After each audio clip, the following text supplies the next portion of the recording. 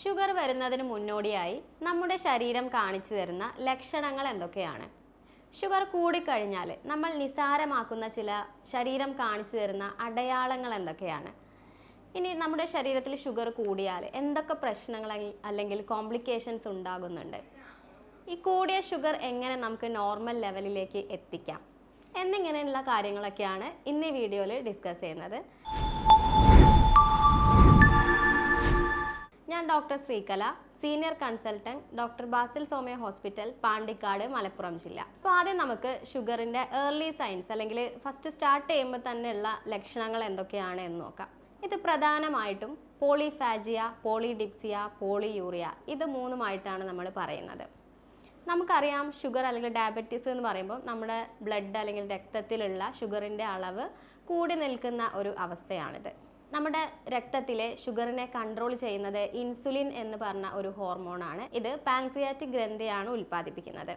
അപ്പോൾ ഈ ഡയബറ്റീസ് അല്ലെങ്കിൽ പ്രമേഹം ഉണ്ടാവാനുള്ള കാരണം എന്ന് പറയുമ്പോൾ ഒന്നുകിൽ ഇൻസുലിൻ കുറവ് ഉണ്ടാകുന്ന അവസ്ഥ, അല്ലെങ്കിൽ ഇൻസുലിൻ്റെ അഭാവമാവാം, അല്ലെങ്കിൽ ഇൻസുലിൻ റെസിസ്റ്റൻസ്, അതായത് നമ്മുടെ ശരീരത്തിൽ വേണ്ടത്ര ഇൻസുലിൻ ഉണ്ടായിട്ടും അത് നമുക്ക് ഉപയോഗിക്കാൻ കഴിയാത്ത ഒരു അവസ്ഥയാണ് ഇൻസുലിൻ റെസിസ്റ്റൻസ് എന്ന് പറയുന്നത്. അപ്പോൾ ഈ ഇൻസുലിൻ റെസിസ്റ്റൻസ് ഉണ്ടാകുന്ന സമയത്ത് കോശങ്ങൾക്ക് ഈ രക്തത്തിലുള്ള ഗ്ലൂക്കോസിനെ എടുക്കാൻ കഴിയില്ല. അങ്ങനെ രക്തത്തിലുള്ള ഗ്ലൂക്കോസ് കൂടുകയും കോശങ്ങൾക്ക് വേണ്ട ഊർജം ലഭിക്കാതെ വരികയും ചെയ്യും. അപ്പോൾ ഈ പോളിഫാജിയ എന്ന് പറയുമ്പോൾ നമുക്ക് എപ്പോഴും വിശപ്പ് വളരെയധികം കൂടുന്ന ഒരവസ്ഥ, എപ്പോഴും ഭക്ഷണം കഴിക്കണം എന്ന് തോന്നുക, അങ്ങനെയുള്ള ഒരവസ്ഥയാണ് പോളിഫാജിയ എന്ന് പറയുന്നത്. അതിനുള്ള കാരണം എന്താണെന്ന് വെച്ചാൽ നമ്മുടെ ശരീരത്തിൽ, നമ്മുടെ രക്തത്തിൽ ആവശ്യത്തിന് ഗ്ലൂക്കോസ് ഉണ്ട്, എന്നാൽ ഇത് കോശങ്ങൾക്ക് എടുക്കാൻ സാധിക്കുന്നില്ല. അപ്പോൾ അവർക്ക് എപ്പോഴും ഊർജം ഇല്ലാത്തൊരവസ്ഥ വരും. അപ്പോൾ അതുകൊണ്ടാണ് എപ്പോഴും വിശപ്പ് അനുഭവപ്പെടുന്നത്. എന്നിരുന്നാലും അവർ ശരീരം മെലിഞ്ഞു പോവുകയാണ് ചെയ്യുന്നത്. രണ്ടാമതായിട്ട് പോളിഡിപ്സിയ, അതായത് എപ്പോഴും ദാഹം അനുഭവപ്പെടാം ഇവർക്ക്. നാവ് എപ്പോഴും വരണ്ട പോലെ, പ്രത്യേകിച്ച് രാത്രികളിലൊക്കെ ആണെന്നുണ്ടെങ്കിൽ നാവും വായും ഒക്കെ എപ്പോഴും വരണ്ട ഒരു അവസ്ഥയിലായിരിക്കും ഉണ്ടാകുന്നത്. അതുകൊണ്ട് ഇവർക്ക് എപ്പോഴും വെള്ളം കുടിക്കാനുള്ള ഒരു ടെൻഡൻസിയും ഉണ്ടാകാറുണ്ട്. മൂന്നാമത്തെ ഒരു കാര്യമാണ് പോളിയൂറിയ എന്ന് പറയുന്നത്. പോളിയൂറിയ ഉണ്ടാകാനുള്ള കാരണം, പോളിയൂറിയ എന്ന് പറഞ്ഞാൽ എപ്പോഴും മൂത്രമൊഴിക്കാനുള്ള ഒരു ശങ്ക ഉണ്ടാവുക. അപ്പോൾ ഇവരെപ്പോഴും വെള്ളം കുടിക്കുന്നത് കൊണ്ടാണ് ഇവർക്ക് എപ്പോഴും യൂറിനേഷൻ്റെ ആ ഒരു ടെൻഡൻസി ഉണ്ടാകുന്നത്. ഇത് മൂന്നുമാണ് നമ്മുടെ ഏർലി സ്റ്റേജിലുള്ള ഡയബറ്റീസിൻ്റെ സയൻസ് എന്ന് പറയുന്നത്. അതുകൂടാതെ ചില ആളുകൾക്ക് തലവേദന, ക്ഷീണം അനുഭവപ്പെടുക, ശരീരം മെലിഞ്ഞു പോവുക, ഇത്തരത്തിലുള്ള ലക്ഷണങ്ങളും കാണപ്പെടാറുണ്ട്. ഇനി ചില ആളുകളിൽ, പ്രത്യേകിച്ചും ഒരുപാട് കാലം 5-10 വർഷമൊക്കെ ആയിട്ട് ഈ പ്രമേഹത്തിന് മരുന്ന് കഴിക്കുന്ന ആളുകൾ അല്ലെങ്കിൽ പ്രമേഹ രോഗം അനുഭവിക്കുന്ന ആളുകൾക്ക് വരാവുന്ന കോംപ്ലിക്കേഷൻസ് എന്തൊക്കെയാണ് എന്നുള്ളത് നോക്കാം. പ്രധാനമായും ഈ ഡയബറ്റീസ് കുറേ കാലമായിട്ടുണ്ടെങ്കിൽ അത് ബാധിക്കുന്നത്, അതിൻ്റെ കോംപ്ലിക്കേഷൻസ് വരുന്നത് നമ്മുടെ കണ്ണുകളിലും ഞരമ്പുകളിലും കിഡ്നികളിലുമാണ്. അപ്പോൾ കണ്ണുകളിൽ എന്ന് പറയുമ്പോൾ നമ്മുടെ കണ്ണുകളിലേക്കുള്ള രക്തക്കുഴലുകൾക്ക് ഡാമേജ് വരികയും അങ്ങനെ കണ്ണിന് കാഴ്ച മങ്ങൽ അനുഭവപ്പെടുകയും ചെയ്യും. ഇതിനെയാണ് നമ്മൾ ഡയബറ്റിക് റെറ്റിനോപ്പതി എന്ന് പറയുന്നത്. എന്നാൽ ഞരമ്പുകളെ ബാധിക്കുന്ന ഒരു അവസ്ഥയാണ് ഡയബറ്റിക് ന്യൂറോപ്പതി എന്ന് പറയുന്നത്. ഈ ഞരമ്പുകൾ എന്ന് പറയുമ്പോൾ പ്രത്യേകിച്ചും നീളം കൂടിയ നമ്മുടെ കാലുകളിലൊക്കെയുള്ള ഞരമ്പുകളെയാണ് ഇത് പ്രധാനമായിട്ടും ബാധിക്കുന്നത്. അപ്പോൾ ഫസ്റ്റ് നമ്മുടെ കാലുകളിലുള്ള വിരലുകളിലായിരിക്കും സ്റ്റാർട്ട് ചെയ്യണത്, പിന്നെ അത് കാൽപ്പത്തിയിലേക്ക് പോകുന്നു, അതുപോലെ നമ്മുടെ മുട്ടുകളിലേക്കൊക്കെ കയറി വരുന്നു. അപ്പോൾ ഇവർക്ക് തോന്നുന്നത് എന്താണെന്ന് വെച്ചാൽ ഒരു തരം ഒരു പെരുപ്പ് അല്ലെങ്കിൽ ഒരു മരവിപ്പ്, ഒരു സെൻസേഷൻ ഇല്ലാത്ത ഒരവസ്ഥ, തൊട്ടാലൊന്നും അറിയാത്ത ഒരവസ്ഥ അതുപോലെ വരാം, അല്ലെങ്കിൽ ഒരു ബേണിംഗ് സെൻസേഷൻ, ഒരു പുകച്ചിൽ ഉള്ള പോലെ അവർക്ക് വരാം, അല്ലെങ്കിൽ ഷോക്ക് അടിക്കുന്നത് പോലുള്ള ഒരു സെൻസേഷൻ. ഇത്തരത്തിലൊക്കെയാണ് ഈ ഒരു ഡയബറ്റിക് ന്യൂറോപ്പതി ഉള്ളവർക്ക് അനുഭവപ്പെടുന്നത്. അപ്പോൾ ഇത്തരത്തിൽ സ്കിന്നിലുള്ള സെൻസേഷൻസ് നഷ്ടപ്പെടുന്നത് കൊണ്ട് തന്നെ ഇവർക്ക് പെട്ടെന്ന് മുറിവുകളായാലും ഇവർക്ക് പെട്ടെന്ന് അത് അറിയാൻ കഴിയണമെന്നില്ല.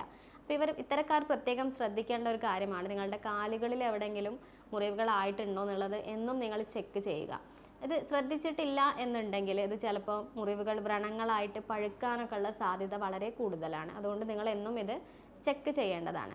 ഈ ഡയബറ്റിക് ന്യൂറോപ്പതി എന്ന് പറയുന്നത് ചില ആളുകളിലാണ് എന്നുണ്ടെങ്കിൽ അത് ഡയബറ്റീസ് ഒക്കെ വന്ന് കുറേ വർഷങ്ങൾക്ക് ശേഷമായിരിക്കും അത് ഡെവലപ്പ് ചെയ്യുന്നത്. എന്നാൽ ചില ആളുകളിൽ അത് ഡയബറ്റീസിൻ്റെ സ്റ്റാർട്ടിംഗ് സ്റ്റേജിൽ തന്നെ കാണുന്നതായിട്ട് കണ്ടുവരുന്നുണ്ട്. ഇപ്പോൾ നമുക്ക് ഷുഗർ പെട്ടെന്ന് കൂടിയിട്ടുണ്ടാകുന്ന ചില ആളുകളിൽ ഈ ഡയബറ്റിക് ന്യൂറോപ്പതി ഞരമ്പുകളെ ബാധിക്കാറുണ്ട്.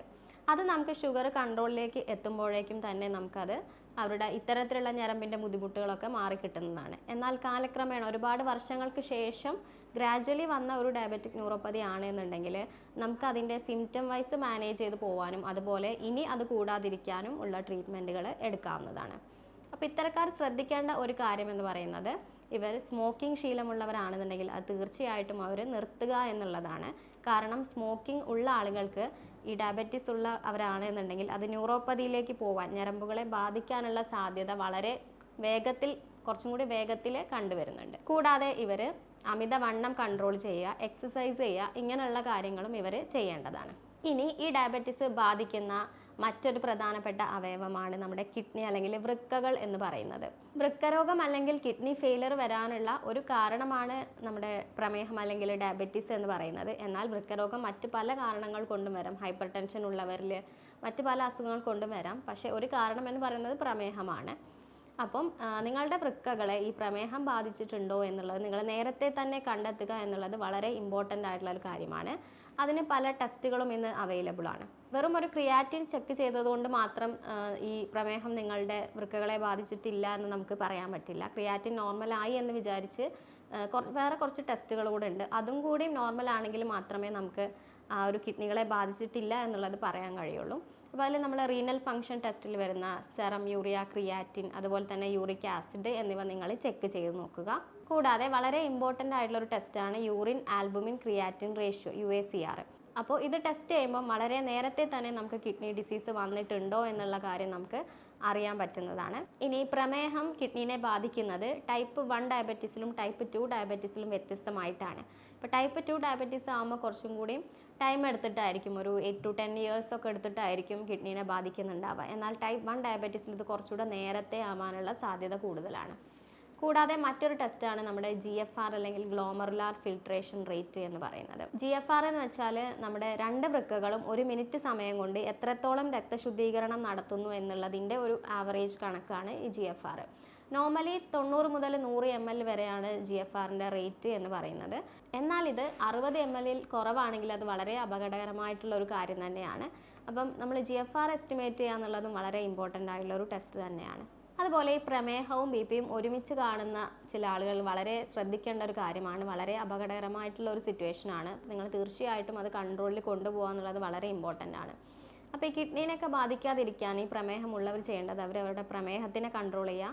BP കൂടുതലാണെങ്കിൽ അത് കൺട്രോൾ ചെയ്യുക. കൊളസ്ട്രോൾ ഉണ്ടെങ്കിൽ അതിനെ നിങ്ങൾ കൺട്രോൾ ചെയ്യുക. കൂടാതെ നിങ്ങളുടെ ഇലക്ട്രോലൈറ്റ്സ്, അതായത് സോഡിയം, പൊട്ടാസ്യം എന്നിവയൊക്കെ നോർമൽ ലെവലിലല്ലേ എന്നുള്ളത് നോക്കുക. അതുപോലെ തന്നെ വൈറ്റമിൻ D നിങ്ങളുടെ ശരീരത്തിൽ ആവശ്യത്തിനുണ്ടോ എന്നുള്ളതൊക്കെ നിങ്ങൾ ചെക്ക് ചെയ്യുക. ഇനി ഇങ്ങനെ ഷുഗർ ഉള്ള ആളുകളാണ് എന്നുണ്ടെങ്കിൽ അവർ തീർച്ചയായിട്ടും, നിങ്ങൾക്ക് എല്ലാവർക്കും അറിയായിരിക്കും, ഷുഗർ പരമാവധി കട്ട് ചെയ്യുക എന്നുള്ളതാണ്. അപ്പോൾ അത് ബേക്കറി ഐറ്റംസോ ഐസ്ക്രീംസോ അല്ലെങ്കിൽ നമ്മുടെ പഞ്ചസാരയോ ഒക്കെ എന്താണെന്നുണ്ടെങ്കിലും പരമാവധി അത് നിങ്ങൾ കട്ട് ചെയ്ത് ഒഴിവാക്കുക. അതുപോലെ തന്നെ നമ്മുടെ വൈറ്റ് റൈസ് അല്ലെങ്കിൽ പോളിഷ്ഡ് റൈസ് പരമാവധി കുറയ്ക്കുക. അമിതമായിട്ടുള്ള രീതിയിൽ ഉപയോഗിക്കാതിരിക്കുക. കൂടാതെ ദിവസവും നിങ്ങൾ എക്സസൈസ് ചെയ്യണം. ഒരു 30 minutes, നന്നായിട്ട് ഒരു 6 to 8 hours നിങ്ങൾ എന്തായാലും ഉറങ്ങിയിരിക്കണം.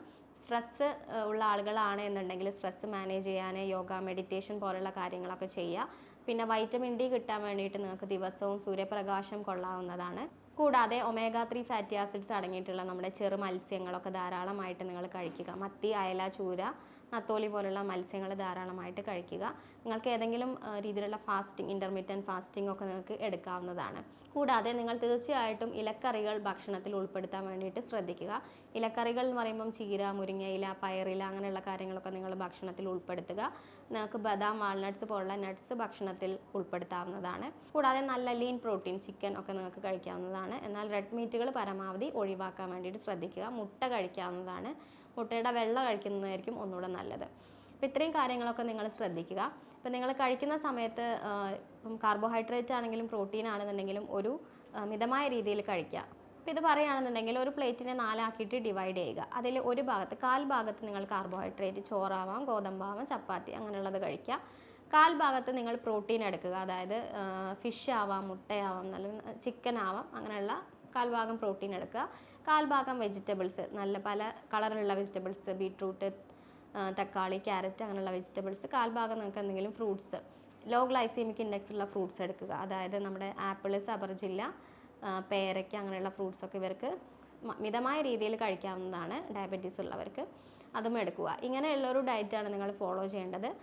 ഇനി ഇത്രയൊക്കെ ഡയറ്റ് ഫോളോ ചെയ്തിട്ടും അല്ലെങ്കിൽ എക്സസൈസുകൾ ചെയ്തിട്ടൊന്നും നിങ്ങളുടെ ഷുഗർ കൺട്രോൾ വരുന്നില്ല എന്നുണ്ടെങ്കിൽ നിങ്ങൾ തീർച്ചയായിട്ടും എന്തായാലും ട്രീറ്റ്മെൻറ്റുകൾ എടുക്കുക.